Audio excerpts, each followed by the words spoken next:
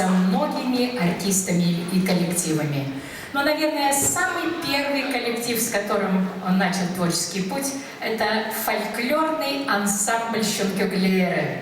А начиналось все с того, что, будучи еще совсем маленьким, мама брала Тимура с собой на репетиции, где он сидел и наблюдал за тем, как поет его мама. И уже взрослого специалиста Тимура Тюкпеева коллектив «Шонкёглеры» пригласили в качестве режиссера-постановщика концертной программы, посвященной 25-летнему юбилею ансамбля. Дорогие друзья, встречайте ансамбль «Шонкёглеры». Народный фольклорный ансамбль «Шонкёглеры» исполнит народные мелодии. Художественный руководитель, заслуженной работе культуры Республики Хакасия Нина Катаева.